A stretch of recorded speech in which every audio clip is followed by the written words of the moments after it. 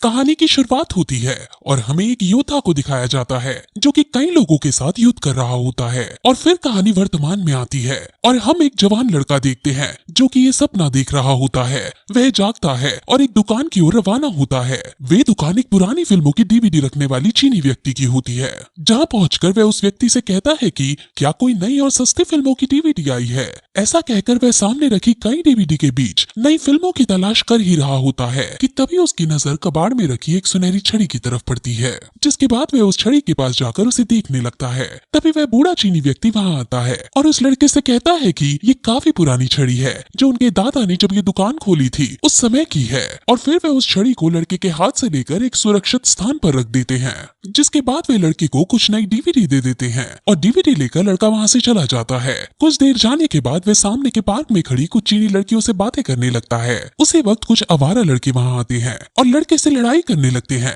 लड़ाई के दौरान जब उन्हें पता चलता है कि ये लड़का उस डीवीडी वाले चीनी बूढ़े व्यक्ति का दोस्त है, तब वे उस लड़के को बूढ़े चीनी व्यक्ति के दुकान पर साथ चलने के लिए कहते हैं। लड़का मजबूरी में उनके साथ चलने के लिए राजी हो जाता है और वहां पहुंचकर वे आवारा लड़के चीनी व्यक्ति से रुपए मांगने लगते हैं। लेकिन जब चीनी व्यक्ति रुपयों के बारे में नहीं बताता तब वे लड़के उसके दुकान को लूटने लगते हैं। लेकिन तभी बूढ़ा चीनी व्यक्ति कबाड़ में रखी सुनहरी छड़ी से एक आवारा लड़के के सर पर वार करता है और मौका देखकर दूसरा आवारा लड़का बूढ़े चीनी व्यक्ति को गोली मार देता है, जिससे चीनी व्यक्ति बुरी तरह से जख्मी हो जाता है। और वह अपने नौजवान दोस्त को कहता है कि ये सुनहरी छड़ी जिस व्यक्ति की है कृपया इसे उस तक पहुंचा देना। ऐसा कहकर वह चीनी बूढ़ा व्यक्ति नौजवान लड़के के हाथ में सुनहरी छड़ी दे देता है, जिसके बाद वह नौजवान लड़का बिना कुछ सोचे सुनहरी छड़ी को हाथ में लेकर भागने लगता है और इस बिल्डिंग की सबसे ऊंची मंजिल पर उन आवारा लड़कों से बचने के लिए चला जाता है जो कि बूढ़े चीनी व्यक्ति को गोली मारने के बाद इसका पीछा कर रहे थे, क्योंकि उसने उन लड़कों को बूढ़े चीनी व्यक्ति को गोली मारते हुए देखा था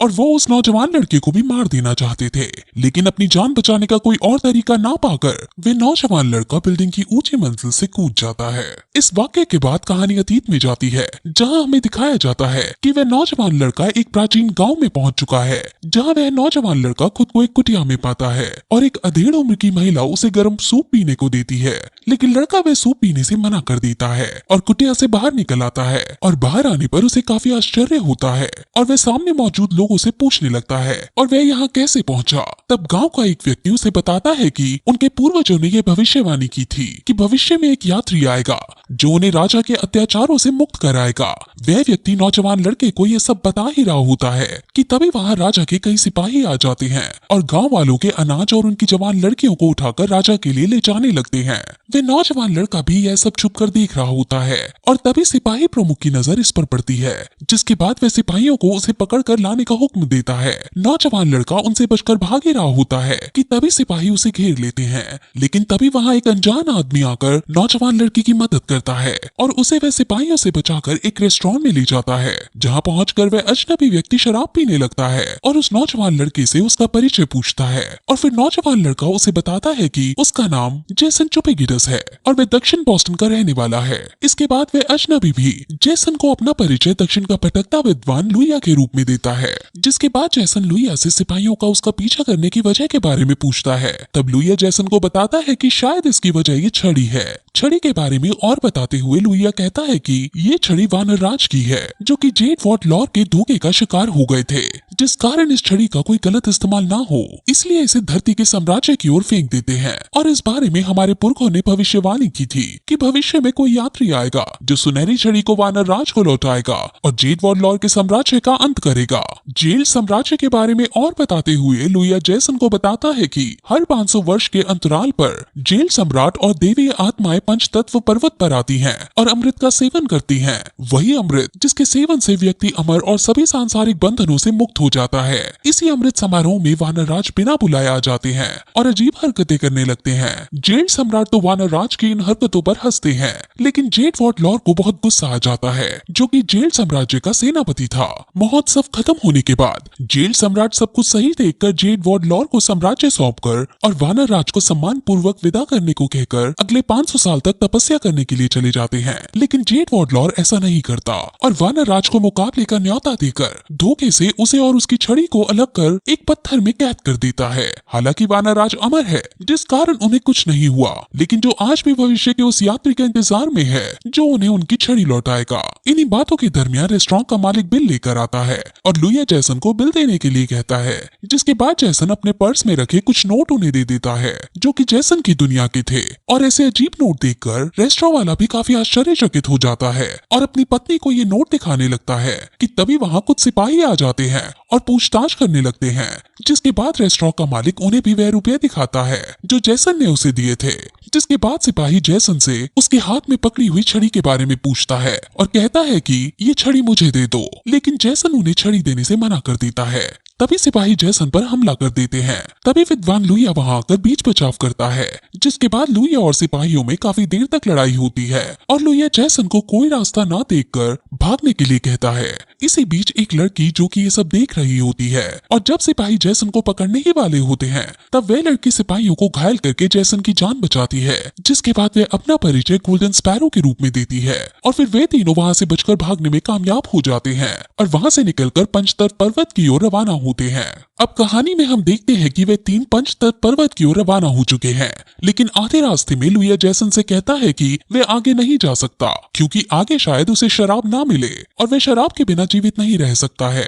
जिसके बाद जैसन लुइया से उसे कुंफू सिखाने को कहता है और लुइया इस बात से राजी हो जाता है, जिसके बाद लुइया जैसन को कुंफू सिखाना शुरू कर देता है। दूसरी ओर हम देखते हैं कि जेड वॉर्डलॉर के दरबार में उसके सेनापति उसे यात्री के बारे में सूचित करते हैं, जिसके बाद जेड वॉर्डलॉर चुड़ैल जो कि एक बेरहम भेड़िए की संतान है उसे जैसन और उसके साथियों से छड़ी लाने की जिम्मेदारी सौंपता है। उधर हम देखते हैं कि अचानक एक सुबह जैसन जब जागता है तो वह एक अजनबी को कुछ दूरी पर खड़ा देखता है, जिसके बाद वह वहां से भागने लगता है, लेकिन अजनबी जैसन के हाथ से छड़ी लेकर वहां से गायब हो जाता है। तब लुइया और स्पैरो भी वहां आते हैं और वे तीनों उस व्यक्ति का पीछा करना शुरू करते हैं और उसे एक मंदिर में छुपा हुआ पाते हैं। वहां मंदिर पहुंचकर लुइया और उस व्यक्ति के बीच काफी लड़ाई होती है। लड़ाई में लुइया से हारने के बाद वह व्यक्ति खुद को एक संत बताता है और कहता है कि मैं तो उस व्यक्ति की तलाश में हूँ जो ये छड़ी लेकर आया है। जिसके बाद लुइया उसे जैसन से मिलाता है और फिर उन चारों की यात्रा पंचतत्व पर्वत की ओर शुरू होती है। यात्रा के दौरान संत और लुइया दोनों ही जैसन को कुंफू सिखाने लगते हैं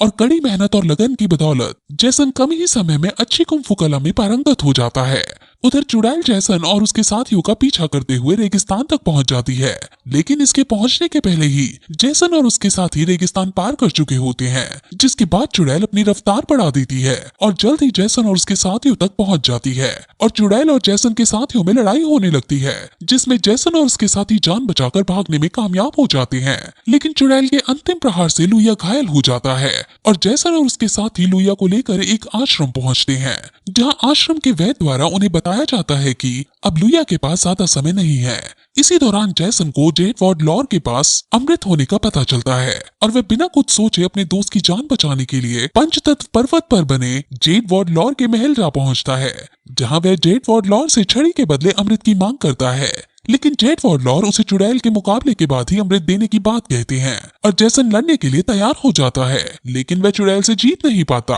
तभी जैसन के साथी भी वहां आ जाते हैं और उनमें भयंकर लड़ाई होने लगती है और मौका पाकर जैसन लुइया की ओर अमृत की शीशी फेंकता है और लुइया जल्दी उसे पी लेता है, जिसके बाद वह बिल्कुल स्वस्थ हो जाता है और लड़ाई जारी रहती है। लेकिन तभी स्पैरो जेड वॉर्डलॉर पर हमला करती है, लेकिन जेड वॉर्डलॉर के विपक्षी प्रहार के कारण वह काफी घायल हो जाती है और जैसन को उसे मारने को कहती है। मौका पाकर जैसन छड़ी से वानर राज पर हमला करता है और वानर राज की शक्तियां वापस आ जाती हैं, जिसके बाद जेड वॉर्डलॉर और वानर राज में भयंकर लड़ाई चलती है और अंत में जैसन के प्रहार द्वारा जेड वॉर्डलॉर मारा जाता है। इस लड़ाई में संत और स्पैरो की मौत हो जाती है, जिसके बाद जेल सम्राट वहां प्रकट होते हैं और जैसन से उसकी इच्छा पूछते हैं, जो कि केवल अपनी दुनिया में वापस जाने की इच्छा प्रकट करता है। जिसके बाद जेल सम्राट द्वारा जैसन को उसकी दुनिया में भेज दिया जाता है। अब कहानी वर्तमान में आती है और हम देखते हैं कि जैसन उन आवारा लड़कों के हमले का जवाब देता है, जिससे डरकर वे सभी वहां से भाग जाते हैं और जैसन वहां से भागकर बूढ़े चीनी व्यक्ति के दुकान के पास पहुंचता है, जहां एम्बुलेंस खड़ी होती है और डॉक्टर जैसन को बताते हैं कि गोली दिल के पास से गुजरी है और ये बच जाएंगे। और तभी जैसन को बूढ़े चीनी व्यक्ति में लुइया का प्रतिबिंब नजर आता है और बूढ़ा चीनी व्यक्ति जैसन से चिंता ना करने को कहता है और ये कहानी समाप्त हो जाती है।